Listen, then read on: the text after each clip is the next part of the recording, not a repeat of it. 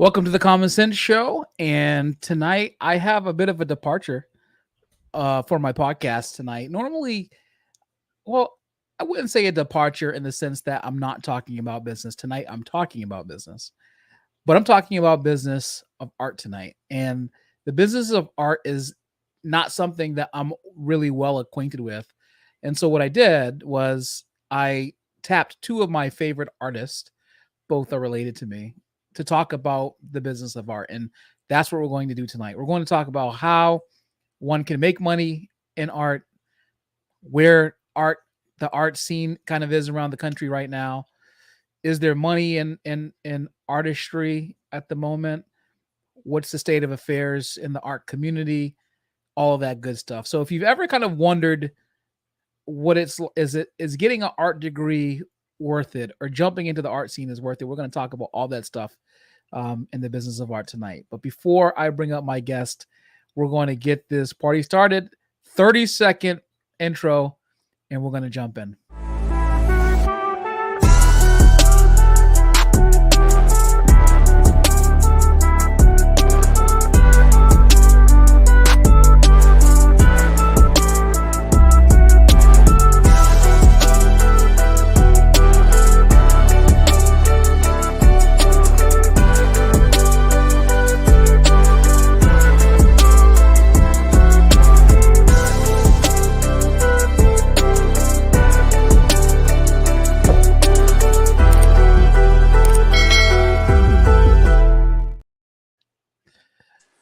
All right, so today we have two of my favorite artists. I already done told you who that they were. One of them is well, they're both my cousins, and they are both artists. I just happen to have cousins who are artists on both sides of my family. So I'm excited to be able to talk to them today about the art scene. I have James Perry from James Perry Fine Art, and I have Nigel from Nigel. What is your art company called? Um, I think he ran away from the question. I think he's having some internet issues. Okay. But yeah, so let's start with you, James. So you've been doing art since I've known you, since we were kids. You would draw, you would trace, you started off tracing, and then you went from tracing to kind of just creating your own art, which in my opinion, you've really done a good job. And then like recently you've started to want to expand your circle to other areas of the art scene. Tell me what made you want to first of all, where did your passion for art come from? And then what made you want to kind of expand out into other areas of the art scene, the art business? That's a great question. It actually started when it actually goes I back don't to know. our family. Was that you? Did that happen on There's my Nigel. end? There he is. I can't I wait. lost signal so quickly. I'm so sorry. That's okay. Hold on a second. It's all good. I'm going to mute you, Nigel. James is talking. Go ahead, James. Yeah, I was just saying it actually started with our family. When I was really young, my grandmother, your great aunt, Now it's zooming and in. our great uncle, I found a box of what I thought was photographs. And Ma said to me, those are not photographs. Those are your Uncle Al's drawings. And he used to draw like that when he was on the ship because he was in the Navy. He fought in World War II. And, you know, your grandmother, Auntie Barbara, was like, yeah, like Al could draw. He drew everything. And I legit thought they were photographs. So I was like, oh my goodness, people could actually draw like this, you know, without it being in a museum somewhere. So from there, I said, you know what, I want to draw the things that I like and I see. And it really, I said this when I was at the Museum of Fine Arts, it really kind of started with dinosaurs and comics. I love dinosaurs, I still do. And I love comic books. So I would draw those characters and draw dinosaurs. So that's where it just started. My love of just trying to imitate what I loved and saw. And it really started from there. It's funny because I do remember. So my grandmother's husband, um, was an artist, and so he used to keep these like, um, I think with a charcoal, um, these Yeah. kind of charcoal sketches that he used to make, and they were so good and so um so realistic. Mhm. I thought they were kind of unreal, and but like I do remember what you're talking about with those drawings, with those sketches, and Yeah. I thought it was really cool. Like I could, that's not something I could ever do. I was never much of a draw artist. I can't even draw a tree, to be honest with you. Um, and I used to draw this little funny, ironic little spaceman, um, with the big back of his head, but like that's about it, and like these big lips. I thought that was pretty cool. But like, tell me a little bit about. Let's see if Nigel's. He's trying. He's gonna get it. I have faith in Nigel. I know. Go ahead and try to unmute yourself, Nigel, when you get a second. Looks like he's pausing. He might be there. Yeah. Is it I is it my signal? I I think don't it's know. I think it's your signal, man. Yeah, now it wants to act up. Yeah, As soon right. as we're ready to at the go, now most it wants important to. time. So Nigel, we were talking about James's the origination of James's love for art, and he kind of was remarking on the fact that my grandmother's husband Mm-hmm. made these like charcoal. He used to make these like charcoal sketches that he kept around. He just used to always make them, and he would frame them. They were pretty cool, Oh wow, that's and that kind cool. of inspired his love of art. But tell us a little bit about where your love of art came from. My love of art came from comic book stuff. Seeing my dad and his brothers as them being carpenters, emulating my creativity off of them, wanting to work with my hands. Yeah, just like pop cultural stuff, architecture, engineering, just a lot of things inspire me to be creative. I just have that very, very right-brained, thing about me that wants to make stuff. And I didn't start taking my art very seriously until, I shouldn't say very, well, I should say very serious. What am I saying? Like, until my senior year of high school, I started taking actual classes and, signing up for programs to help better my understanding of different kinds of art and, creating, you know, using different mediums, painting, drawing, um, ceramic stuff, sculpture. Uh, yeah, and the work I create now, I do shaped artwork. There's a piece behind me.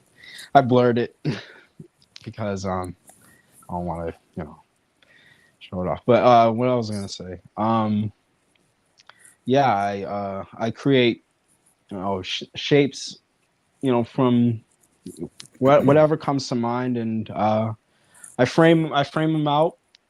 Um, yeah, and the inspiration's wide ranging. It's from anything that comes to mind, and yeah, I translate into a shape. So A person like yeah, me it's who's it's so very focused on. unique, Can you hear me? unique work in a way because like I've never really seen shapes. I think we're losing Nigel again. Oh, He was going, man. we almost had him. Right? Exactly. He was going. He was going. What's so funny is like a person like me who's more into more like like highly rational operational business stuff versus like artistry. And in a way, business is art and a science, depending on what you're doing.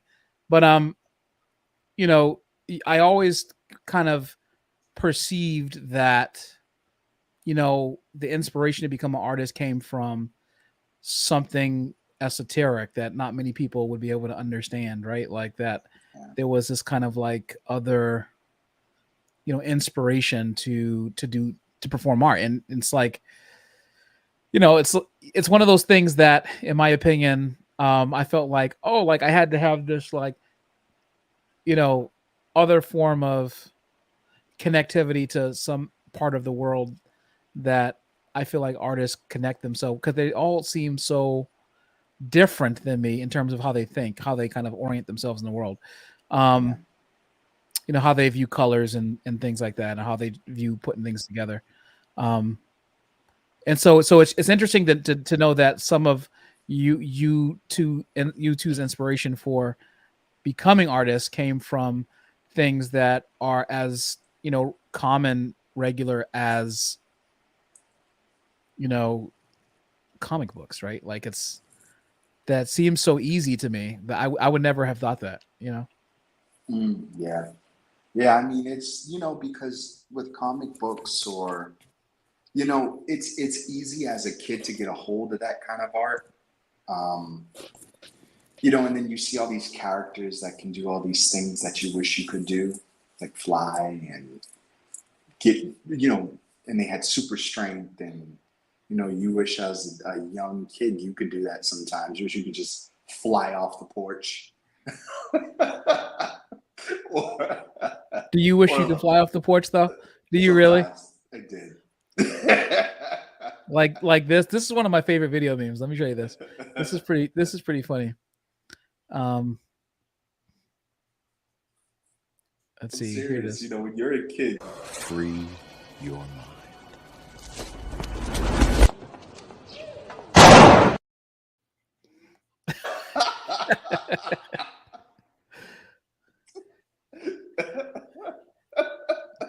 That's what I think. honestly, yeah. We think we're Morpheus, but in reality, we end up landing like that. Into up against the side of the dumpster. Yeah. Hey, Nigel, are you back for good now or what? Yes, I'm back for good. I had to go to a different location. I was in a bad spot with signal. Sorry. Because- yeah. You're back. Yay. No, it's all good. Gotcha. So yeah, but I before- heard comic book and stuff. Yeah, before you left, you were talking about how you got your inspiration primarily from like comic books and your father, and kind of watching him work with his hands. And so a lot of your art was inspired by his craft. Mm-hmm. Yeah, to add on top of that, like science fiction and stuff, Star Wars, all that stuff, futuristic cities, just very eye-gasmic things, and that's what pop is very eye-gasmic. There's a lot of color and bam, bomb, exaggerated shapes and lines, and I saw that a lot in the cartoons I watched growing up, especially like cartoons that show that kind of exaggeration of shapes and vibrant colors, and that those images have always stuck with me. And so when I design work, it's just like I instinctively turn to those poppy like designs, but work it in my own way where it's unique to me, where it feels familiar, but you can't fully identify it as it being that thing that I was inspired by, if that kind of makes sense, where it's my own, but it hints at what I'm inspired by, but very little can you see it. So it's funny because there's this whole other kind of part of like what we're talking about today is the business of art, and like this is a whole different. You talk about using your brain, parts of your brain for creativity, parts of your brain for other things. Business is well, as entrepreneurship is a actually considered to be a creative endeavor, right? Because you're creating, and often you're creating things like jobs or technology or business, and you're fulfilling, you're kind of filling holes in the marketplace. You have to come up with creative solutions to solve problems like lack of capital, lack of marketing, prowess, lack of institutional knowledge, lack of whatever the case is. Like there requires and a person who's an entrepreneur to be creative, And so, but there's a part of business that is so ruthlessly logical and structured, that it is a different part of your brain. And so, when you think about art, you don't often think about this part, um, of kind of being an artist, right? When people go to school, it's like, well, I can imagine being this artist and then selling my art, and then it's all well and good, right? And then I'm going to make $1 million, and I'm Pablo Picasso. Um, but then I feel like the reality then smacks, and then it's completely different when you're like kind of the boots on the ground. What are Yeah. some of the biggest challenges to kind of launching your own art line? Um, I will say, it's I think what shocks a lot of artists is what we're talking about, the business of art, like the business end. Nigel can probably attest to this, where you create something, you think something's amazing, you put it out there, and you're like, somebody's gonna buy this, and Right. then you have no. I learned the business of art through, and I always tell up and coming artists, if you really want to sell your work, work with someone, an artist that is actually successful with selling their art. And Paul Goodnight, he's my mentor. And when Paul sat me down and told me what the business of art was, I was shocked, Micah. It is ruthless, and Nigel can tell you. There are galleries that even when you make appointments with them to have your work in, they will look at, you might bring 20 pieces in your portfolio, and they will tell you, take a hike. There are dealers that will look at your work and say, we're not interested in representing you. And you look at the other stuff that they're selling in their portfolio, and you're just like, I literally, there's a gallery, and I won't say the street, but they're selling painted like painted rabbits. Like these rabbits are like 3 strokes, and they're selling for $8,000, $9,000. And I tried to make an appointment with this gallery to say, hey, will you be interested in selling my work? They're like, nope, we don't want it. So the business of art itself is really tough. And what you should do is you should start like with barbecue, right? Slow and low. Like, get one rep, try to get into like a show, like a local show, a group show. A lot of artists think they should have their own solo show, which is unrealistic. Try to get in a group show, try to get yourself exposure.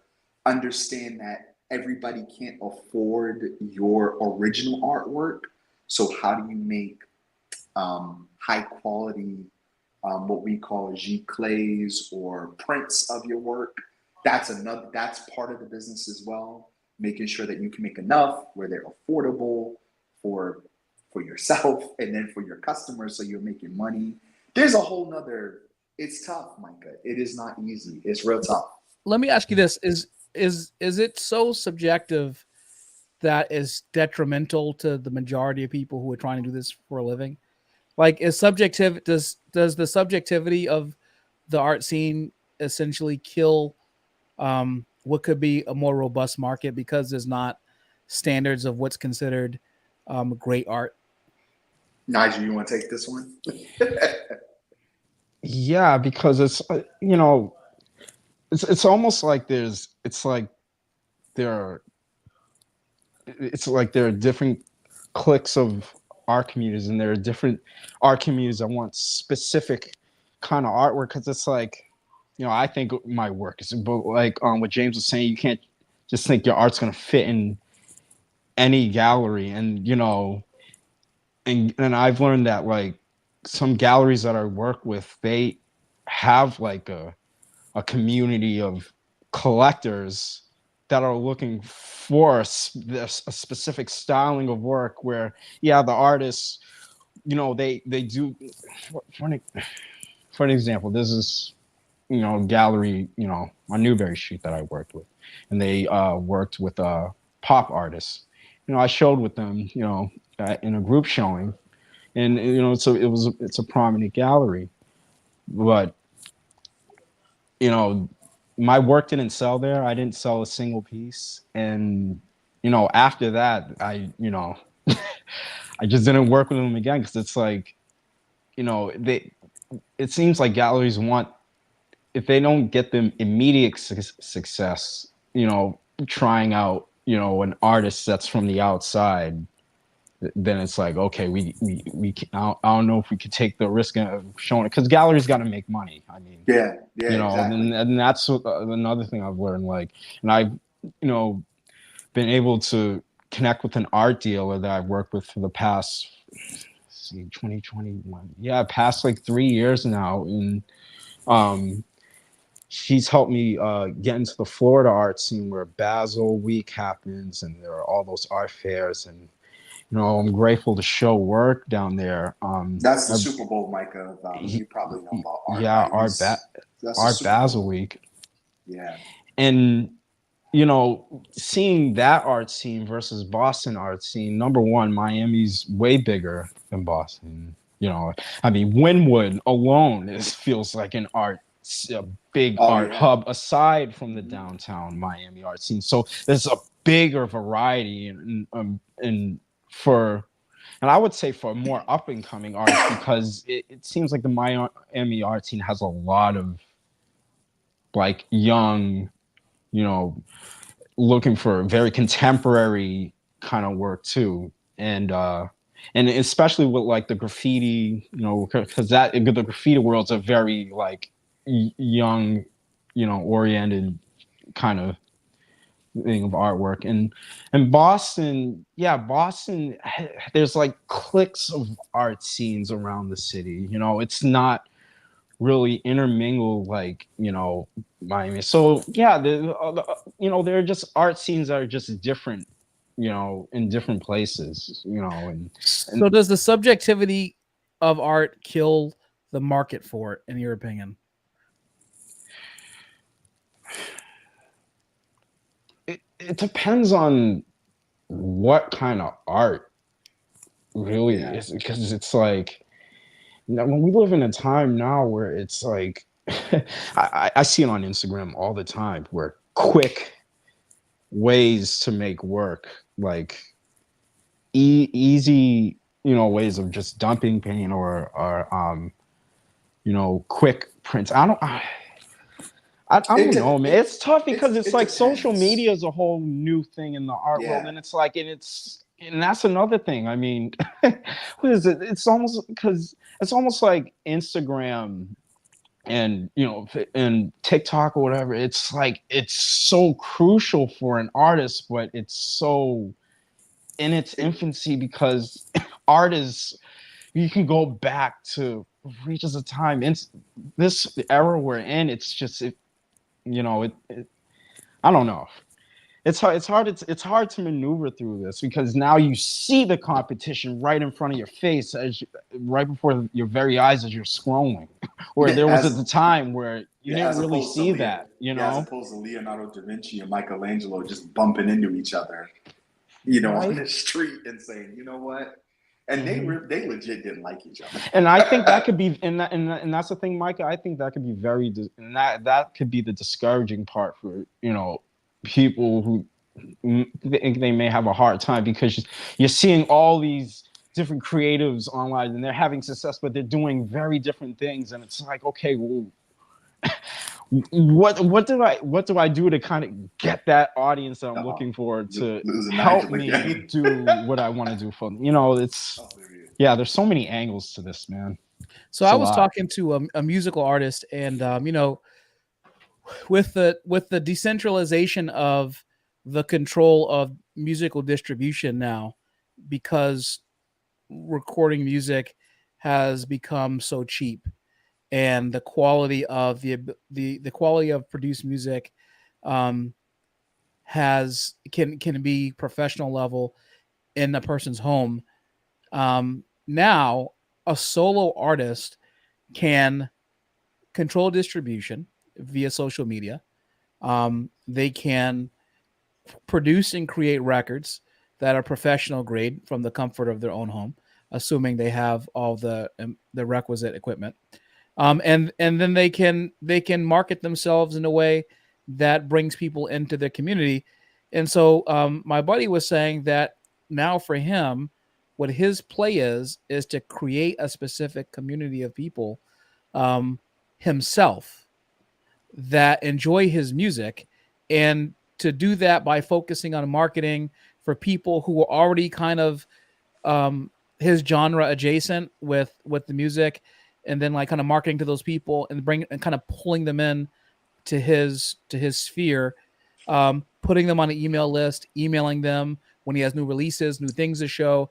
And what that does is it kind of creates, like, you probably heard the saying before, it's better to have 1,000 true fans than 30,000 fans who are not true fans, because 1,000 true fans can feed you for life, right? So where do you see kind of like that process of building a art business now? Like, for instance, creating, like you said, you mentioned Instagram or TikTok or Facebook. Probably Instagram is probably the best. But then like marketing to a specific community who, for instance, likes contemporary art or framed art. In your case, Nigel. In your case, James. Sketch. Or clay, or you know, um, that kind of like that kind of art. Like, where do you see that your ability to is the gallery a relic for contemporary art buyers now? I think what I so there's one artist that I actually worked with. Um, he's quite successful. His name is Larry Poncho Brown, and Poncho really, like, to your point, he mastered how to literally market to his core audience in a way where they just keep him fed. Like, Poncho has them on a mailing list.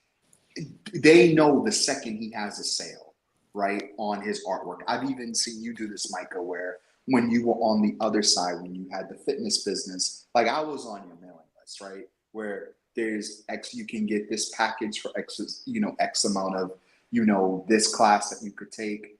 And Poncho's been able to really study his business, study the market. He really deals with African American art. So he's marketing to places where traditionally African American art has been adopted and people spend the money there. California, Chicago, Detroit, Atlanta, the Carolinas. Poncho's not spending a lot of his time marketing or even doing anything in the middle of the country, right? Like, he's not going to Arkansas and Kansas and, because that's not where his audience is. His audience is, he knows where his audience is, and they keep him fed, and he's been doing that for years. Because what I've been taught since learning the business is, Paul said to all of us, he even said it to Poncho and more artists, he said, because he learned this from his mentor, he said, the only way you'll be successful is if you're a pig in the equation. And we were just like, what are you talking about, Paul? Yeah. And so what he meant by that is, he said, John Biggers said that you have to look at your dedication to the arts like a ham and egg sandwich. He said, are you going to be the chicken? Are you going to be the pig? He said, the chicken contributed something to the sandwich, but the pig, on the other hand, gave their whole life and their meaning to it, right? So he's like, what are you going to be in this business? Are you going to be a chicken? Are you going to be a pig? So I didn't think I'd like being called a pig so much, but it shows that, like, you have to be incredibly dedicated to what your core audience is. So you have to know what rep is going to represent you that deals with your specific kind of art. What gallery is actually, we don't have a lot, we only have one black gallery here in Boston, and it just opened down in the Seaport. Yep. It's the Black Chip Gallery. Makiba McCrary actually opened it, and it's incredible. But there's no black gallery on Newbury Street. So And so there's not. So if you're an artist of color and that is your audience, it's tough. But I mean, the way of the gallery, I don't think is dead. I think the right gallery is wonderful, but you just have to find your place. And I think by getting the right mentors and the right group around you, you'll be okay. But if you don't, you'll just be swimming in a very vast ocean, and a lot of people just drown. So can you forsake the community? Can you forsake the standard way of doing it and just create your own community? And through like social media and like create your own brand of art. Who's the artist in England? He's like a graffiti artist. Like Oh, all this guy, Banksy. all this, well, yeah. So Banksy, but there's also this guy. He spray paints. He has these like kids. They're not kids, but young adults. Kids to me now. They used to not be kids. Um, he basically has these events where he has these people come out Uh-huh. in white shirts, like white t-shirts, and he spray paints them front and back. You've probably seen this guy before. And he does this thing and he signs the bottom of this shirt. But like that's his art. I mean, it is what it is. Like they come out, they pay, whatever, he does his thing. And so, but he has this whole community of people who follow him just for that. And he gets like, I don't know, hundreds of people at these events. And this dude is just spray painting the people's front and back. So and like he kind of displays them like that, but he built his community around that. So his marketing, his blah blah blah, like he has this, there's like always his vibe. I guess my question is there a back door to success? Not even a back door, because I don't want to make it sound like you're skipping steps, but is there a different way to become the master of your own community without going the traditional route, to get raving fans who buy you all the time and who are repeat customers? You gonna grab this one, Nigel? Uh, yeah, I think it was pretty much more on like one of the lines of what you were saying, Micah, as far as just like, yeah, just using social media in a way where, yeah, you do formulate, you can formulate your own clientele in a way where you don't have to, like you said, go the old school route. But it's like, it's then there's that, subject, and then there's that thing of like the actual website. It's very tough to say because there's no specific blueprint on how to do it. You really gotta create your own blueprint. Yeah, I it's think just like I think whether if you want to do it online or do it in person, just that feeling of this is something where there's going to be so much trial and error. So, yeah, it's just form your own. I mean, Nigel, look at what I don't know if you follow him, but he's on Instagram. The Latin artist, he's from New York, Devon Rodriguez. He does the portraits on the subway. Javon Rodriguez. Yeah, Devon. So Mikey, he's a portrait artist, and he literally he went viral because he's not the only portrait artist in the world, but the way he was able to market himself by sitting on the train in New York and just drawing random people and just giving them their portrait after he's done. I mean, it just now this guy just, if you look at his recent Instagram post, he's just sitting down with Oprah and he did her portrait while they were talking. Yeah. It just, I mean, there's a lot of good. I mean, Devon's a great portrait artist. I'm not taking anything away from Devon, but there are incredible portrait artists, but they haven't blown up like Devon. And also, Devon has good representation. I'm telling you, if you don't have advocates Yeah. and representation, you are never gonna make it in this business because they open up door like for instance with Nigel. When my wife and I, Veronica, when we go to Hibernian Hall, we see his incredible work up on the walls. It's because people like Harris, she's one of your advocates. Right. And she's like, I love your work. Harris has a lot of pull. And she's like, I want his stuff up on the wall. And if you don't have, you can try to create a buzz, but it's tough. You know, you have to do something really different, like the guy you were talking about, painting, spray painting T-shirts, or doing what Devon does. Just like, I've actually never seen this guy. Yeah, you got to see this. I want you guys to see this. Check this out. Oh yeah, Mhm.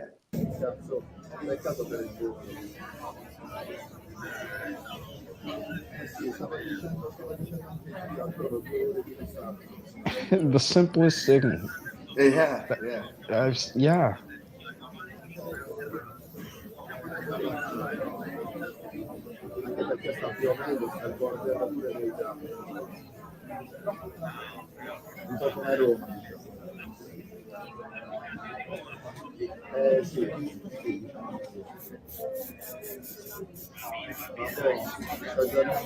That's wild. I wonder how much he charges people for this.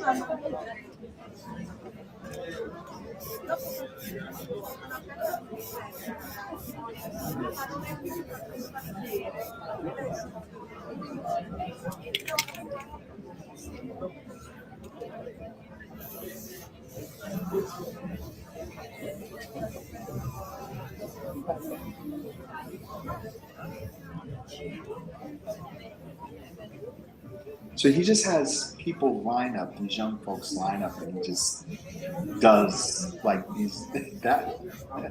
Listen, this is. I mean, it's interesting for sure.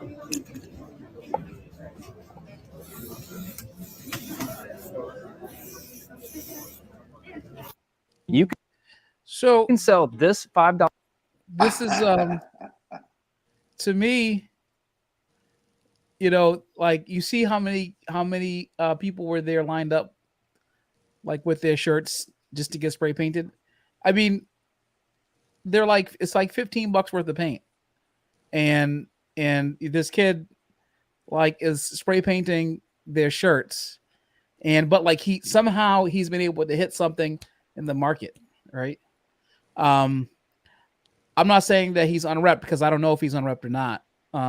He could be, he may not be, but whatever the case is, he has enough,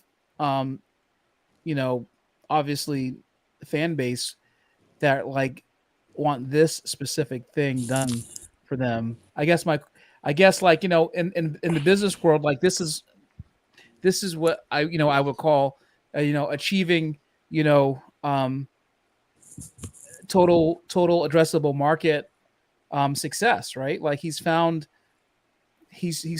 people who are willing to get lung cancer and their clothes spray painted at the same time, and to make it happen. I mean, do you think that relying on traditional ways of gaining customers is kind of dead? I don't know, especially in the art game today. It really is, Nigel, I don't know, agree or disagree with me. I think a lot of people, because of the prices of our art, really look at us as just it's like a luxury to them, right? It's where we kind of, it's like luxury. It's like, it's not every day you go out and you spend like $10,000 on a portrait or one of your unique frames for like several $1,000s, right? Yeah, but that's see, and that's the problem with us because then you have artists like a banana being taped to a wall that sells for 6 figures, and you're just like, oh, is this something I'm not doing here? And that's an expensive banana, man. But that's, and I think it's stuff like that hurts the art market in a way, because let's be straight up. There's no creativity in that. I mean, come on. Yeah. There is. A lot of this stuff is fad. Come on. You know, it really is. Sometimes. Yeah, this but who's stuff the is- idiot that took the credit card out and was like, "I want that banana taped to the wall or whatever it's taped to," and Listen, paid $200,000 for it? Somebody did it, but these are fads. These are. Did it have things Jesus' that- face on it? the browning was. Okay, that I gotta Yeah. find this. If you're watching this podcast, not just listening to it, so this is a banana taped to wall. Did you find it? I did. It's a shame. I can't wait to show everyone here if you're watching this. It's a real shame. Hold on 1 second. Let me share my screen. This is patently absurd. Yep. Okay. All right. We're doing this, Nigel. You're the one who brought us here. This is Nigel. Nigel did it. I hope you guys are signed up. Signed you all up. Yeah, Let's right. get it over with. Hold on. We gotta find it. Although I'm not paying for this article. Hold on 1 second. I'll find one. Okay, here it is. All right.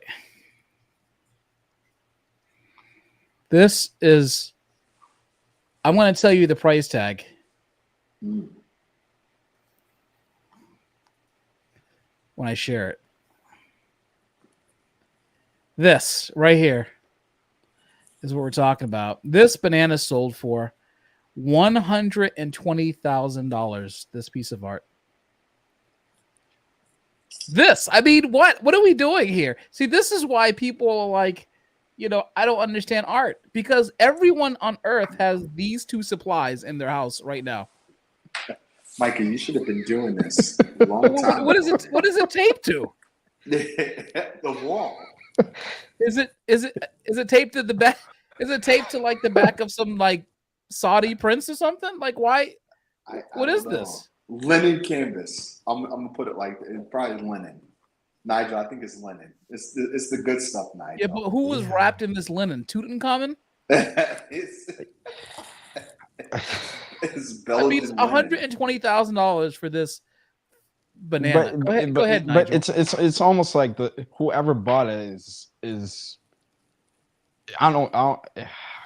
I can't get in that person's head, but it's a kind of an insult.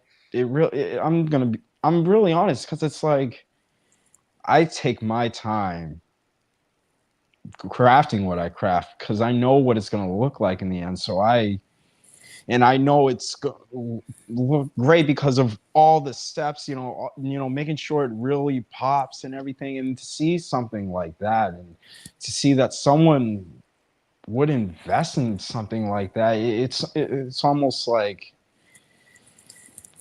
like collectors are determining what's valuable art. It really I don't is know. It's collectors too. They're funny. It gets better though, people. It gets better. I got to share this one more time because this says that the questionably genius work by Italian artist Maurizio Cattelan was being shown by the International Gallery Paro in Art Basel in Miami. There's Art Basel again. When it was sold. One in a series of 3. A second version of the piece has also been sold. You ready for this? For a similar price. This is the 35-cent banana with 10 cents of duct tape on it. And he sold 2 of them for $250,000. That's right. Gallery founder Emmanuel Paro told CNN that bananas are a symbol of global trade, a double entendre, as well as a classic device for humor. Mm. Do you see a double entendre in this? No. In this picture? Do you see a No. classic device for a humor, or do you see a darn banana taped to a wall? See a double crossing. Yeah, it looks like some contractor that was doing HVAC taped the banana to the wall so he wouldn't forget to eat it when he was finished with lunch. So I kind of get what you're saying about like the bastardization of art of the art. Like this, when this stuff happens, it kind of bastardizes the process, right? Yeah, you see, I mean, we have incredible museums here. And sometimes I love the MFA, with members, but some of the stuff I see up on their walls, I'm like, I get it. There's a place for I call it like conversational kind of where it's art that you look at it and you just say right off the bat, how is that art? Because there's this, I forget the artist's name.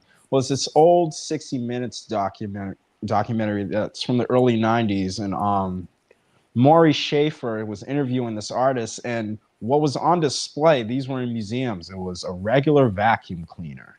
It was a vacuum cleaner. yeah, But the way he talked about it as if it was just this special, like cleaner, but people bought into it. The museum surely did because it's displayed there, but it's and that's another thing is being able to talk. And there we go to the business side. You can talk, yeah, entrepreneurs can talk, yeah. the ability to talk, that also Maybe helps he's So sell. just, Trevor McDermott asked, "What's the title of the piece?" The title of the artwork is Comedian. It's the artwork is called Comedian. That's it. Um, but so the banana is called it says it was comedian. done by a comedian. There's got to be context there. I don't think that the artist was a comedian. The actual title of the piece is called Comedian, Comedian. because he was drawing, as I just mentioned, on the humor and the double entendre of the symbol of a banana, for global trade. No one gets that from looking at a banana taped to the wall. You certainly don't get a double entendre tape. You think potassium, maybe a gorilla, maybe a good flavored protein shake, but what you don't think about is $120,000. It doesn't inspire me to go out and spend 120 grand. Well, there's an artist, I get some people do use food as art, and I get the meaning. There's an artist that I don't know if he or she has ever shown here in Boston, but they literally created this giant, like 50-foot by like 30-foot sculpture made out of domino sugar, of a person, of an African American woman, that looked like she worked on a plantation because, as we know, the history of sugar is tied into slavery. And you understand that, right? And you understand what the context of that is. And I thought the piece was very amazing.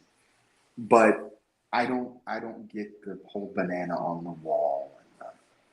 Yeah, I mean, look, if you understand that sugar is one of the primary modes of economics that launched the slave trade across the Mhm. world, then you do understand historically that why sugar could be used to represent slavery, given that it was the primary by selling slave labor to create sugar in other countries as opposed to just buying it as an import, and doing that labor more cheaply.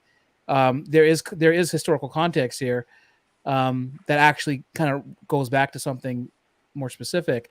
This is a little. I mean, this is more than esoteric. This is the comedian piece is it's more is I'm not even sure if it's abstract. It's kind of amorphous. It has no form. Mhm. Question.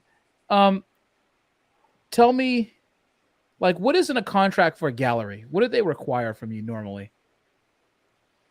For galleries, typically, it depends. It depends on how popular you are and how hot you are as an artist. If you're just an up and coming artist, galleries will look you straight in the face and say 60-40 split.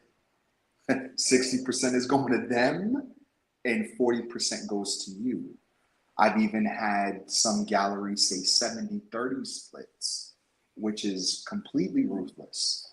And they'll say, hey, and then on top of that, we're going to keep your work for 8 or 9 months. But if you have, if you're an artist that's more established, has a pretty good track record, just around locally or even around the country and around the world, you could just tell that gallery, I'm good. It's either going to be, I know established artists that if a gallery says 50-50, they'll be like, I'm out. They flip it on them, a 60-40 split, right? because they have that power. They know that there's a lot of people that buy their work. But typically galleries will do that. They'll pull a 50-50 and higher. Um, and, forget about if your work goes to an auction. So, what do you consider, or what's considered an established artist, Nigel?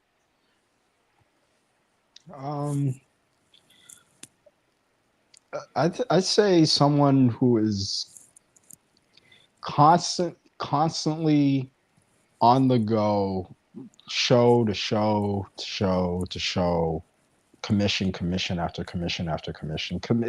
I'd say commissions really make an artist established because you're getting paid, you know. And when you have a very, very big influx of commissions, I say that's more on the established side and then sprinkle that with, just sales of your own stuff, boom, that just adds on to it. But I think, having a lot of commissions makes a artist established. Can you specify that for me? What's a lot of commissions? Opportunities that are, opportunities that are paying opportunities, or grants, to if you get apply to a bunch of grants, there are a lot of artists who, just apply to grant after grant after grant. That's a way to be established, relying on that. Obviously you got to get accepted, yeah.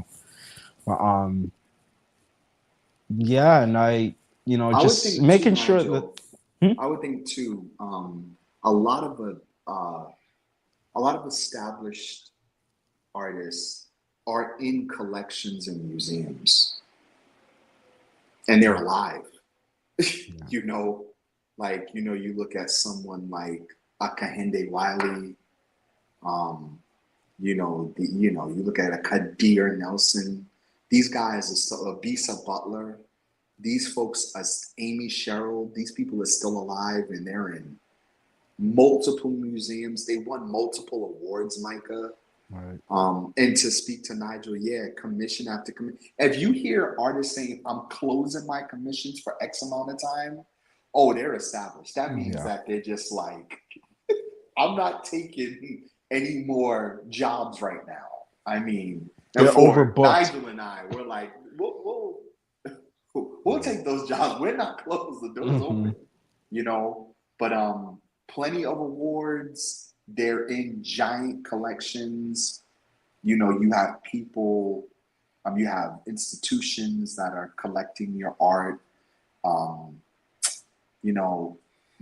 I think to add to what Nigel said, I think that's an established artist.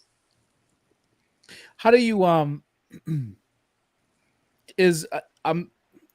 so the Pareto principle was created, generally speaking, because it was a representative that there's going to be a small percentage of people who often get most of the work, the 1% of any specific thing, or the Pareto principle is like more like 20-80. The 20% of the people are going to generate 90% of the profits. I'm sure that's the exact same with art. How do you crack that? Who's the most recent person to crack that top tier of artists in the last 5 years? Would you say, Nigel, like Kahinde? Yeah, from that Obama portrait. And what's Amy Sherrill? Yeah, Amy Sherrill. Yeah, those were beautiful. I went to the National Portrait Gallery when I was visiting my friends in DC, and that was a really. And they brought the Obama portraits here too, to the MFA. Mm-hmm. And I mean, after that, Micah, they have several books.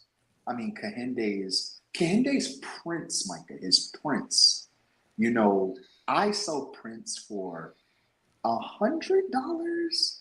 Kahinde's prints go for $20,000, $30,000. These are prints. When you can sell your prints for that kind of money, You, I You're mean, in. you're in. Yeah, they got it. You know, So how do you and go that. from 100 to like let's say 10,000? Like you may not have to go to 30,000, but like how do you go from 100 to 10,000? So I can say that I've seen it, not with myself yet, but I've seen it with people like Paul, right? Paul went from selling his prints from a few hundred to he can command several $1,000s for his prints very easily. And that's because he's an established artist and he also, again, had really good representation. And the original that the print is off was a very popular original, and then it sold for a lot of money and now everybody wants it. Like for instance, one of Paul's pieces was on the Fresh Prince of Bel-Air, right? It was that, you walk into the kitchen, it was always behind it was a lady cleaning that fish, right? That was Paul's piece. Wow. And Paul said that was sitting down in his storage for ever. And then finally, he had good reps that said, there's these shows coming on in the early 90s. They want black art. They got Paul's. Then Paul sold that original piece for a ton of money. And then that exposure. And then Paul said he couldn't even keep up with the demand for that print. Mm-hmm. So that's so how it went really from. comes down to like, for instance, being in the same, like I guess like anything, which is like knowing the right people, right? Like Yeah, having the right connections and but like in some way, shape, or form, in some industries, if you establish yourself through your competence and your consistency, oftentimes yes you could be waiting for recognition, but you can often establish yourself with competence and consistency. And it seems like that's not exactly quite the case. That kind of going back to my original point about is the art community so subjective that it kind of, kind of falls in on itself, like it kind of strangles out people who have legitimate skill and actually, should be more popular. And I'm sure you probably know of some that, oh yeah, people are like, well, like this person's work is just as good as the person who's selling pieces for $100,000 if they just don't have the recognition. Um, I'm just shocked that, especially given the propensity of young people to understand how social media works, that there's just not more of an explosion of artists whose work is appreciated by. But I guess maybe it's also generational, because so maybe the majority of like anything, majority of people who purchase art are typically not the same age Older. group of the people who are creating the art, right? All the people who bought my art are older people who spent the money.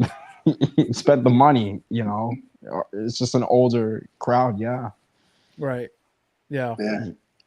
Which is like which I think, when my generation gonna be, collecting art. Like, I don't know. It's Does that make you nervous? uh hey, you want to sell your work. It does to It me. does, I because agree. it's like, it is us. Millennials are gonna be that age one day, so We are. Some of us are that age, Nigel. Thank you. oh yeah. Michael, we had a what was it? It was last year. I wasn't on the panel, but we went to Martha's Vineyard, and Ed Gordon. I don't know if you know Ed Gordon. He had a panel with. He does some stuff with BET in different places, and he was talking about how younger people should be collecting art because it's an investment. Mm-hmm. People don't get it. People put money into things that actually depreciate over time. And when you actually look at some of these artists, especially if you look at the data for African American art right now, the new stuff and the old stuff, it has gone through the roof. Like a few years ago, you could buy like a Charles White for a few $1,000s. Now Charles White is $100,000. Like you can't even touch. I'll give you an example. John Wilson is a local artist. People might know him because he created the really scary big head in front of the museum. John Wilson created that big sculpture. my wife and I were able to visit a gallery on Newbury Street where you could actually, and this was a few years ago, where you could see John's stuff. It was kind of affordable. Yeah, I did. Yeah, I Martha delivered to that Richardson. space before, and there were smaller versions of that Yeah, head. it's the Yeah, maquettes. Yeah, yeah, Martha Richardson. But what Martha did, because she's a great advocate, and John has died now, but the pieces that were in her gallery are now at the MFA. We actually got a chance to touch the stuff before it's at the MFA. Now it's, you can't touch the stuff. It's behind glass. It's like there's sensors around it. And what Ed was saying was younger people, and there were a lot of young people in the crowd. He's like, stop buying Jordans. Stop buying things like that. Stuff depreciates over time. Like, stop buying, buy art from an artist where you can see their trajectory, whether that's Black art, white art, Asian art, whatever it is, Latino art. Buy it now, because the piece that you just spent $200 or $300 on today could be worth several $1,000s a year or two from now. Sure, certainly art as an investment vehicle is something that people have invested in over time. I think that this is the advice that Kevin O'Leary gives. He invests in watches. He does. I think he does do some art investing, not much, but a little bit. But he enjoys investing in things that he believes will appreciate. And so one of his, claims to fame is the fact that he invests in watches, right? Like, he loves watches. He believes in the power of the watch to appreciate over time, if chosen a piece that will have lasting value and has the name. So he kind of invests in that. All right, we're going to do something a little fun now. We're going to take a look at some art. And not that the conversation's not fun. It's been fun. But we're going to take a look at the some business of art related TikToks, because who doesn't like TikToks?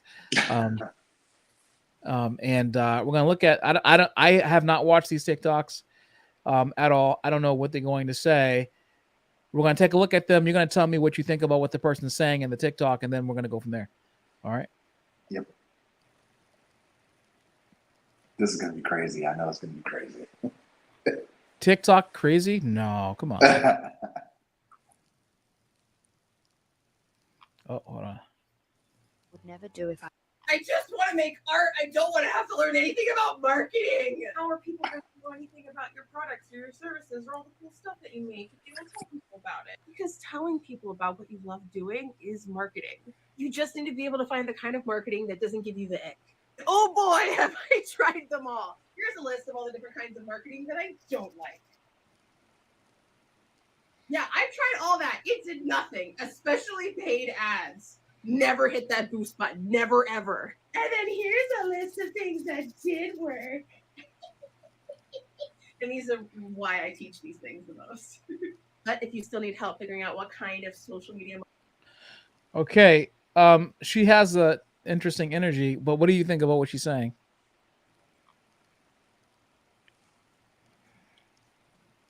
Don't agree. I'm telling you right now, I saw Fiverr on one that she said doesn't help. Fiverr is amazing. Fiverr has helped me build certain aspects of my business to help that, one, I just didn't know how to do, and two, I was too lazy to do. From getting your cards made from someone and looking at really competitive pricing to, I had a guy on Fiverr put together my entire website. I mean, I agree. I don't know. So I got a question actually for you guys before we go on to the next one, which is there a starter collection art type that is being promoted as a legitimate investment? So if a person is coming at this from a business frame, is there some kind of where would they start before we get to the next TikTok, which is just as important as this question? Where would you start if you wanted to collect?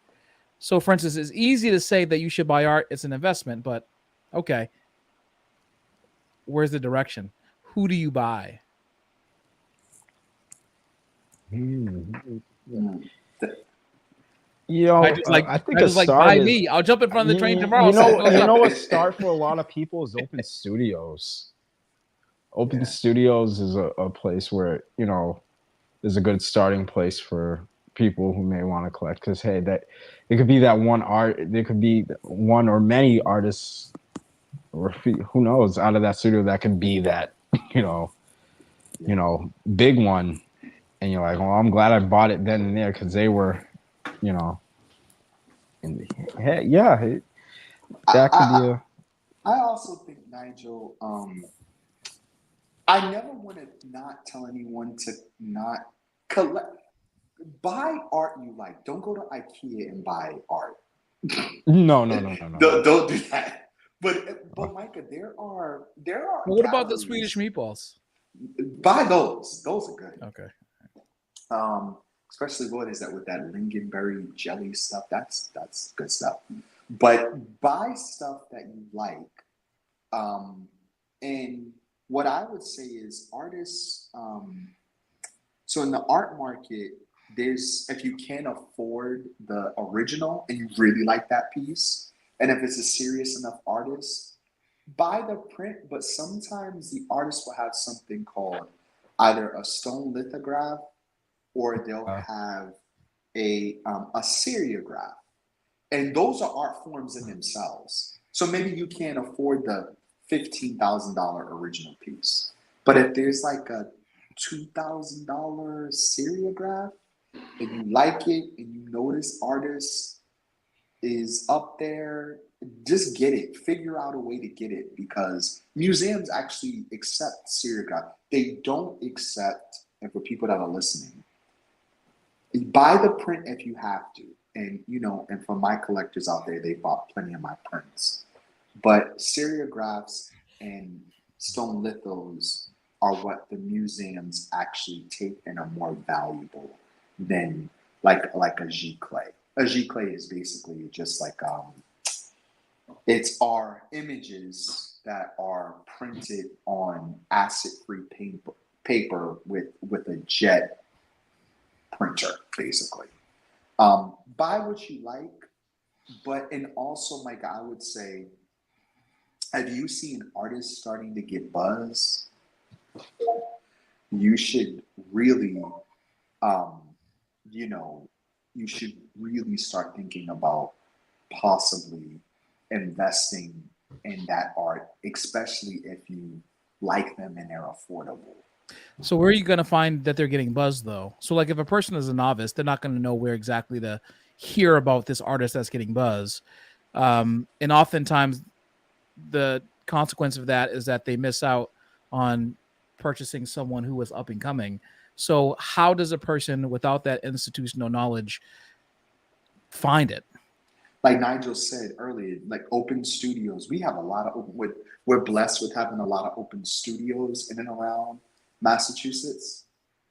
So we just had Roxbury Open Studios. I don't know if it's coming or it ended. I'm not sure. We also have like open studios in JP. They'll have a list of the artists.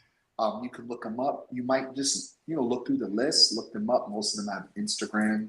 And You what can is be open like, studios? What is that? so open studios is when you can literally go into the artist's workspace and they have all their art out that is for sale. You know, um, I always say to artists, all of your art better be for sale because it doesn't belong to you. It's created through you. But they should have it in their studio for you to be able to buy and take home if you're inspired by it. So Open Studios allows you, they give you, times, dates, or when you can go into that artist space and look at what they have. Because I always say art is really cool when you look at it on a tablet or a phone, but seeing it in person is a whole different like vibe. It So is. would a person just Google like open studios in there? We have people watching from around the country, so Oh yeah, would they just kind of Google open studios near me, yeah. something Oh to that yeah. effect? Open Yeah. studios. Yep. And it has like a list of the artists, because some studios they have a map. You get to see where the artists are. You get to go to their location. Like two friends of mine who have studios at the Boston Center for the Arts on Tremont Street. They have open studios all the time, and yeah, the public just walks in and just goes to their studios. And yeah, in cases, the public will buy some art. Oh, Nigel, aren't they having still even at SOA? They have First Friday and First First Friday. Fridays, you can go into the artists because SOA is just an entire artist community, Micah. It's for people watching if they're even locally. You can go in the first Friday of every month, and you can go on SOA's website, SOWA, and you can look and you can go in and the artists they'll invite you and they have drinks and appetizers and So how do you know that they're up and coming? If the artist tells you they're up and coming, I would ignore them. It's like someone telling you that they're the greatest. It's like, okay. Usually, if when you're good, you tell people. When you're great, people tell you. So how do you know that a person is up and coming? just Google them. What is that? What is it going to tell me?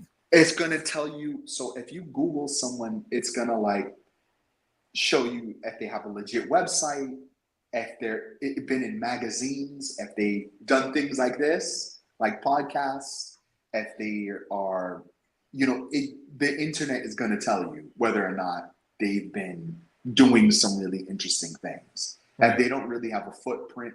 And, if an artist is really doing things, their work would have been in the big houses like a Sotheby's or something like that. And those catalogs are open to the public, And what's so interesting is that it becomes like a CV for the potential buyer right off the bat, because you can just see the resume right off of Google. And what better place would you want to see the resume of an artist off of Google? Right. Yeah, sure. So I'm going to ask you about this next TikTok. We're supposed to ruffle feathers, but before we get into it, there's just a little promo I have to play. Recently, my podcast was signed to a podcast network called the Alive Podcast Network. It's for Black content creators, specifically in the podcast space. And I just have a message from the CEO of the Alive Podcast Network. The Alive Podcast Network is the authentic home of Black voices. Voices like Grammy-nominated singer Tamar Braxton, who teaches us that we're all under construction, while Real Housewives of Potomac, Sharice Jackson Jordan, shares the bubbly side of life in the champagne room. The Alive Podcast Network provides a unique, interactive experience that shifts the intimacy of podcasts to a communal engagement, driven by culture, conversations, and sharing. This trifecta is what attracts subject matter experts to our platform and builds trust between our hosts and the community that is Alive. All right. And if you want to listen to the Common Sense Show now, that it's it's also on YouTube, but if you want the audio version, you can go to alivepodcastnetwork.com, and you would be helping not just the show out, but other Black content creators by paying a subscription of, it's only $4.99 a month, and your membership or your payment to the Alive Podcast Network actually, like you talk about our artists being rewarded, for our hard work. For me in the podcast space, like that subscription actually gets split with the host of the show, who's generating content like this that's engaging. We're getting a lot of positive feedback and people who have stayed around for this so far hour and 15-minute conversation roughly, and it allows us to kind of pump out a lot more of this content. So alivepodcastnetwork.com, subscribe, and then subscribe to the Common Sense Show so that I get money. I love the transparency. Yes, exactly. Okay, so let's go back to what this TikTok says. It might ruffle some feathers. I don't exactly know what he's talking about. You probably do. I want to get your translation of what he's saying after I take myself solely off the screen. Did we go with the mute thing again? All right. Reveal your way to your audience, and I'm sorry if that pisses you off, But fuck, I am not about to sit here and let you also go through years of stagnancy, because I literally did that myself. I spent fucking years on. This guy's cursing. This is a warning. We do not curse this much on this show. So hopefully this guy gets to the point fairly soon. Line, kind of putting myself out there. I was sharing my art, but I was never really sharing myself or my story. And look, don't take this as me shitting on the progress and the action that you've already taken to show up, because sharing your art is the first step. And you've done that. But having done that for years myself and seen other people do that, and now being on the other side, I can confidently tell you that that is only going to carry you so far. Obviously, there's always exceptions to the rule, but you can't rely on that. That's why I'm challenging you to go to the next level and start sharing your story, because the alignment it will bring you is crazy. Like, personally, once I did that, even more people and opportunities have showed up to help me keep freelancing, traveling, building my art business, and even hire a business coach. But the most important thing that I've got from this alignment is the mental shift it has given me. Because now I know what is really meant for me and the position I'm supposed to play based on my skills, my interests, and my strengths. So even though growing your community is part of the reason to share your story, it goes so much deeper than that. It is the thing that is going to help you leave that 9 to 5 and start building that thriving, art-focused, smooth life. That's why I've lasered in on this topic in my upcoming program, Art Business Alchemy. Because going through the proper process and stepping through that door. Oh, I knew there was a pitch there at the end. All right, I'm gonna stop it right there. The only business coach here that gets paid is me. So, what do you think about what he's kind of talking about there? So he's saying story in a way of like there's more to you than just a person who creates. Obviously, there's more aspects of your life. When he says story, that's what he's saying, correct? So I think that's very important because you can relate to other people. You can relate to people in different ways. You can connect in different. You can connect with. This is how I made $4,000 in 3 months with my art. And keep in mind. Sorry, go ahead. Yeah, you're able to build more connections, through other things. Like, for example, other than making artists, I love if there's a classic car show, I love going to classic. I'm an enthusiast for stuff like that. I go to those shows and I talk to people about my dad is a car enthusiast. I grew up around this stuff, and then we talk about creativity, fabricating, or how you design that and whatnot, and Instagram's exchange, or here's my card, stuff like that. Okay, look at my art website. So other things like and I share stories of just like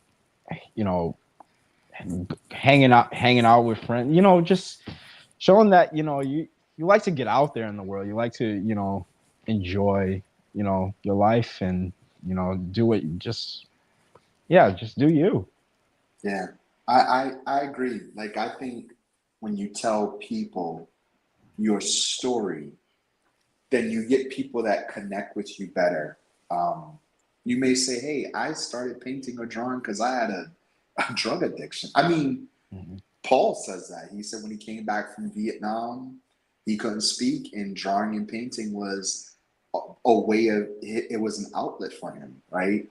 And, I personally, art to me is really challenging myself every day. It's really, is doing it because it's hard, it's honing your skills, it's trying to make the people that have supported me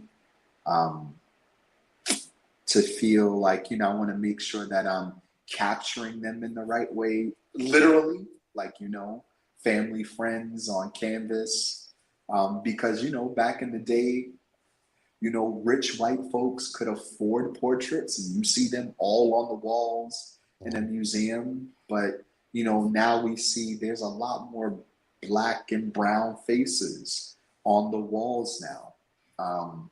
And that was one of my things where I was just like, I could draw anything else, but I really like to draw portraits because, it's your interpretation of the person. And that would live on even if something happens to you, your children, your family would still have like, oh, that's Micah's face, that's Nigel's face, and it was, and yes, that artist captured them in the right way. I remember Nigel looking like this. I remember Micah looking like this, So the story is definitely important. Sometimes people don't care about your story, but I think a lot of people do care about your story. Like Mike, I remember you even telling me your journey into when you first started your fitness business that was very successful. You said, in our family, we have history of like diabetes and other things, right? And you're just like, you wanted to help people on their fitness journeys to make sure that that didn't happen. And so they could stay healthy. And that's a great story to connect why you were so passionate about why you wanted to get people healthy and you wanted to remain healthy. Yeah. So, I mean, yeah. So true. I think that from a business perspective, stories sell. Humans are partial to stories because we've been telling them for millennia, right? It's what actually moves the needle with the next generation. And ironically, ironic. So you talk about irony, what we were talking about earlier, the younger generation who actually seems more likely to want to know the history or the why behind things more than maybe perhaps some other generations. The generation now wants to kind of, there has to be a why behind the things that they do. I noticed that in managing this age of young folks, that they really want to tap into the why and understand the history. That as an artist, when we talked about creating your own community, if you're trying to do it from scratch with, well, I say no help. What I mean is creating your community without the formalistic pathways of artistry, galleries, representation, that kind of way. You're trying to build it from the beginning. The way that you can get a person to connect with you, generally always, is by being able to tell a story. You have to be articulate enough to be able to tell your story in a way that people will listen. But if you have a story that's unique, as an example, I was part of a panel of judges for a local high school, not a nonprofit, who brought in high school kids that were trying to demonstrate some of their work, and some of them had clothing brands that they wanted to start. And so I remember one of the kids' presentations, he had a hoodie or like a set of, like active wear, like athleisure wear, and he was talking about like what inspired him to make it, and he was talking about taking care of his family. And then I said, well, what part of taking care of your family actually appeals to you? And then he told me that his family was homeless, so they were homeless for a couple of years between the ages of 14 and 16, him, his mom, and his sister. And they were sleeping on couches, they were sleeping in shelters, they were all over the place. And so one of the things I asked him is like, how come your clothing doesn't represent that journey, your journey from this idea to when you were on the street? Because people like to buy stories. And then if you connect that with a cause, then this generation, I feel like, will get behind that even more so, right? So it's like, well, why is this clothing called, why is it called sidewalk clothing or the concrete jungle, right? It's called that because at some point my family and I were homeless and blah, and you can tell the story behind it. That's what sells, right? It was a story of so many brands that are what kept those brands alive. Those big blue chip brands that we now know, and they use those stories to maintain their audience, and then they always kind of harken back to their rich history. So if you can tell a story, we all have one, and one that's unique. And if we can kind of tie that into what we're doing, whether in business or art, wherever the case is, then you're going to be able to capture audience share. And ultimately, what else do you want other than capture audience share? You want people to pay you $1,000 an hour to come and commission a painting for you, right? Because you're the only one with that story. All right, so like I have one more TikTok we're going to look at, and then we're going to wrap it up. This is how I made $4,000 in 3 months with my art. And keep in mind, this is without sponsorships or affiliate links. It all started with this painting I posted on TikTok, and someone reached out to me on Instagram saying they wanted my art in their proposal. They paid roughly $650 for 4 paintings, and they liked it so much that they wanted me to work with them on their wedding. The montage of all the paintings that you'll see next is actually all their table placements. They wanted a California coast themed wedding. Okay, so that was just one client, but that attracted enough attention that businesses like wineries wanted to work with me too. This gave me enough confidence to be like, oh, actually people do want to pay for my art. So with my 100 followers on Instagram, I subtly advertised that I was open to doing commissions, which gave me the bulk of my money in the past 4 months. Which means in the past 4 months, I've earned over $5,000. So how can you do it? I have one suggestion for you. This might be controversial, but I would not put all your focus on just art. Building a business takes stability, and although we always talk about following your dreams, it's a lot easier to follow your dreams with a trust fund than with no money at all. This means keep working that second job, let your business slowly grow, and don't lose passion in art. This is how I made $4,000. So that seems like some interesting advice there. What are your thoughts on that? She's right. Second job, what she said at the end, make that your second job until it really blows up, because the cash flow is very important. Yep. That's most consistency. Yeah. Well, especially for you, Nigel, because your art is so unique, right? Like your art requires, for lack of a better term, kind of hardware, and well, the software, in my opinion, the software is the painting, even though it is technically hardware. But like, because you have that unique frame, you frame your things uniquely and you create them from scratch. I haven't really seen anything like what you make. How have you been able to balance the cost of, what could be, a big expense with your art, with having to live and pursue the passion? It's interesting because it's like there's some pieces where I don't spend money at all. I'll just use scrap material and put something together. I think the expenses comes in showings require some fees to get into a show.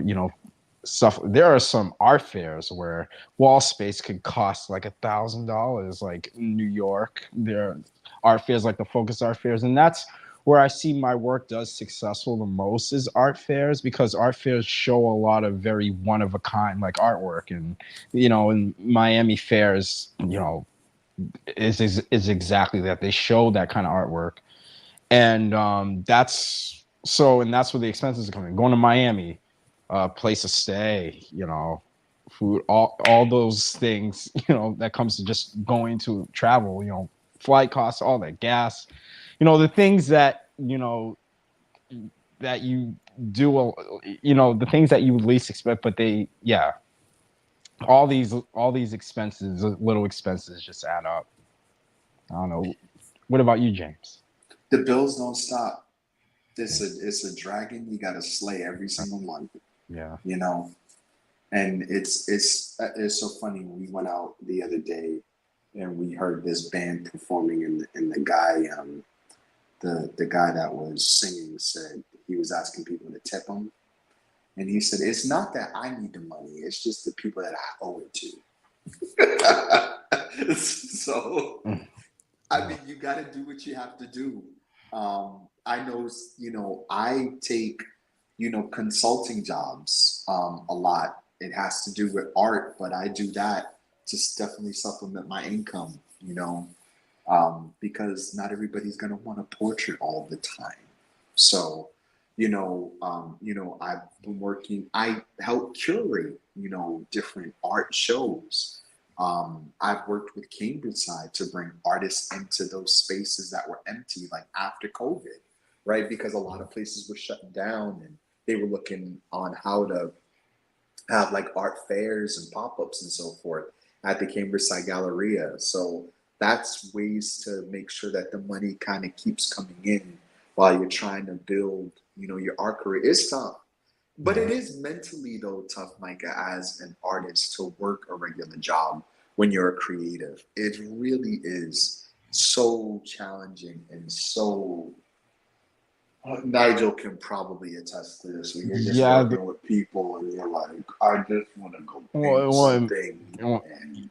Yeah, in my case, like, because I work with my hands and I that's what I love to do is work with my hands. But there are times I'm at my job, and there was like, dang, I wish I could be making my own stuff. And then when I get home, I Yeah. have like a couple hours left in me before I'm completely burned out and I don't want to do anything. I just want to relax because it's like I've been on my feet going all day, and it's to stay on top of that focus. Yeah, it is very tough. It is. So, But So what I'm going to do now is I'm going to display some of you guys' art on screen so that people can see it. yay! And I think that this is going to be interesting. And so, like, if you want, you can kind of talk through some of it. I'm kind of just going to scroll. I didn't tell them that I was doing this, but I think that this is going to be a good way to kind of, you can explain kind of your medium and what you were thinking when you created some of this stuff. All right. So let me share my screen again. So I guess we're starting with James. So James, tell us about Lou Woman. Lua Woman. That was that's an old piece. Wow, that's wonderful. I think she's gone. She sold? No, she's still around. Lua Woman was that was a picture that I saw in a National Geographic, I believe. But I changed it up a little bit because of copyright stuff. But I think I love drawing black people. I just love us. I love this. I was always fascinated by how we, our ancestors, Africans, in modern day Africans, can literally carry dozens of things on their head from a market where they have to walk several miles. So that was actually a sketch. That was an initial sketch to a bigger piece that I never even did. That was supposed to be something a little bit bigger, but that was a sketch. I finished it, but it was an actual sketch. All right. And so we have your website, J Perry Fine Art. Yeah. We have some portraits that you've created.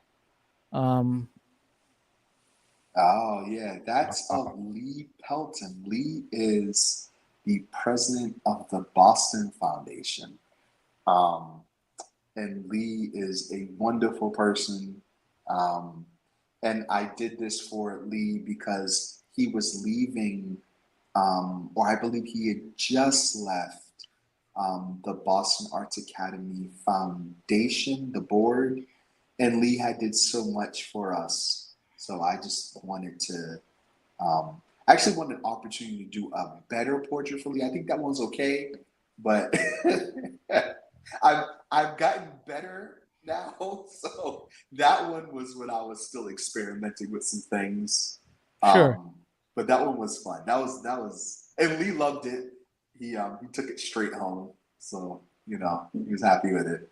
So this head used to freak me out when I was a kid, and when I would drive by it. This African head, it was so frightening to me. Right? Yeah. It's interesting. Go ahead. Interesting because I was babysat in that same one of those houses like across the street, and in the morning you thought it was alive. like it was just gonna turn its head slightly and look at you and blink at you, right? Yeah. Right. Yeah. The eyes were gonna turn red and like laser you through right. So this is John. This is the artist on top. This is John Wilson. This is actually. Do you guys think this is a man or a woman's head? I feel like it's a female head. It is. You're right, Micah. It's a female head. It was one of his models. The maquette actually is in the MFA. And John did this. I believe it's called Eternal Presence. It's meant to have that striking. I might be wrong on the name. I apologize to everyone. Please correct me in the comments. But John, the story behind this was John wanted it to kind of freak you out. He wanted it to have that presence of, and it's funny because John, I met John when I was a younger man. And John was so like laid back and very quiet, but he created this to make you like we are African American people. We're here. But I just wanted to shoot a picture of it because that was kind of I was messing around with certain filters and so forth to make it feel a little alive. Because the first photo I took of it, it was like, it's just the big head. But I want people to feel like what we kind of felt like when we would see this thing when you walk past it, because Right. this is big. When I was younger, I would be like, oh, okay.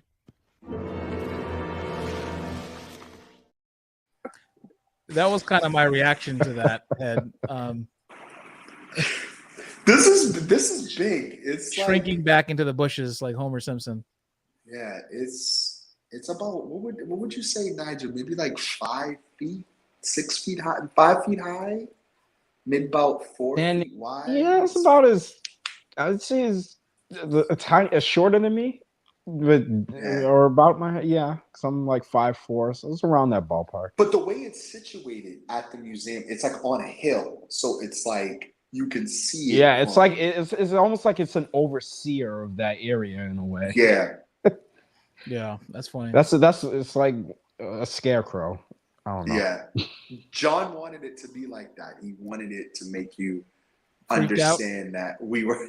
It's more or less to make you feel like we're Black people and we need to be represented better, and we're here. That's why he kind of exaggerated the features a little bit. It's the eyes that they're so deep set that it's freaky. Yeah. Yeah. So now we're on to Nigel's arts of NigelJones.com. His Yeah, show. I was trying to get it to art, but they wouldn't let me keep that time. Yeah, I gotta fix that. We have hovering pieces here that just hover on above the ground. It looks like almost. They're magical. So, yeah, they are. Is there another? Yeah, there should be another. I'm sure you should be able to scroll. Yeah, so you can get a. There we go. That's great. Yeah. Yeah. So that's from a series. That's shape number 5. I did a series of 19 shape paintings on canvas that depict imaginary cityscapes. I use like the geography of Boston in a way where it's almost like that's the Charles, and you're seeing the bridge over it, and then there's the downtown area. That's like it's almost like that's like North Station in a way that you know from the viewpoint of the geography. But yeah, I did 19 of these. Wow. And yeah, because when I started, this is 2019, so this was at a point where I was painting in the shape, and where now my work, the shape is the painting itself, like the whole entire shape, that's what the painting is. And I was using canvas fabric, and after this series I stopped because I wanted to do more complex and dynamic shapes that I couldn't stretch the fabric to manipulate it where I could get that effect. So I had to transfer the MDF panel, to cut them out into the shapes that I want. But yeah, this is acrylic. I have a love these frames. These frames are incredible. Like they're crazy. I love them. So, I worked at this custom logo and sign making company in Seaport. It was my first job out of school in 2015. It's called Design Communications. So we did we had, Logan Airport and, hospitals in there, big clientele like that. The first project I was on, we worked on the seating signing for the garden, the numbers for the seating sign. That was the first. So we were doing fabrication projects like that. And working off of AutoCAD drawings, seeing very highly designed builds, that's how I was able to figure out how to accurately measure things. So, I can make something so incorrect looking look correct. And that's an incorrect looking shape made to look correct.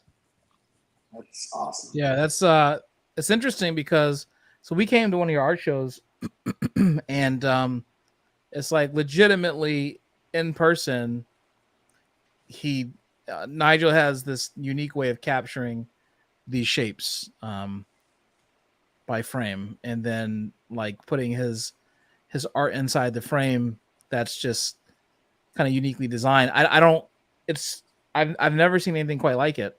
And it's real, man. Like I think that's really the power of going to the, like you talked about, the open studios, like kind of being there in person and kind of actually seeing firsthand, how the designs kind of all come together, it's a very interesting way. Yeah, because it's such a Yeah. specific kind of woodworking. I mean, I wouldn't see something like that in a furniture design because it's not like a structural kind of woodworking. It's more decorative because take the float board and the shape out of it, that frame is so weak, like I couldn't put stuff inside it or, whatnot, or, it's so obscure. It's like you couldn't use that for furniture. So yeah, it's just a totally decorative thing. Right. Right. So, I mean, if you're watching this and you want to support James, it's James Perry Fine Art and Arts. Yep. Art or art. Arts with an S of Nigel Jones. James Perry, Nigel Jones, thank you for coming on with me today. Yeah. I appreciate you guys and what you're doing for the art community locally. How can people who are interested in learning more about you, your upcoming work, do you have upcoming shows coming up that you'd like to announce? Yes. This week, Bentley University at their library. Opening reception is 5 to 7. Yes, this Friday, Bentley University. Come on down, check it out. I'll be showing artwork with 2 local artists, Jameel Radcliffe and Rebecca Green, who are artists in the BCA, and I'll be displaying with them. So yes, come down to the Bentley University Library and check out our work. Yay. Awesome. I am in a group show on November 14th, but it's in Newburyport. So if you want to come on down, well, come on up to Newburyport, depending on what direction you're coming from, come sideways, up or down. On November 14th, it's called This Is America version 3, and it's curated by Claudia Fix and Jamal Eversley. Okay. And it's a great show. It's going to be from 6 to 8 up in Newburyport. Come through. Yeah. And welcome. I think we're doing a we're running a 5K in Newburyport in November. Okay. So I'm not sure if it's the same weekend or not, but I will be in Newburyport in I November. believe it's Indigenous Day weekend. So What's that? it's November 14th. No, I mean, what is Indigenous Day? What is that? Well, they changed Columbus Day from Columbus Day. Indigenous Day. Oh, okay. So November 14th. I'll put that in my calendar. I'll see if I can come through that. Yeah. Oh, It's okay. Well, something. you have at least one guest coming that day. It's far. Typically, my shows are. Oh my It's gosh. at the Peg Art Center, and I'll have some stuff on Instagram and so forth. Typically, my shows are in town, but this one is up in Newburyport. North Shore, man. Yep. All right. If you're interested in reaching out to James or to Nigel, their information will be in the description of this podcast, and the link to their website and their collections will be there as well. It has been 1 hour and 43 minutes, and we've done some major chatting about the business of art. I mean, and it's been really interesting because you don't always get to hear this side of it. Of course, just like in many other ways, there's people, I'm sure, who prey on artists who are trying to get their word out, get their art out, by charging them exorbitant fees to display their art or to be in places where they think people will be.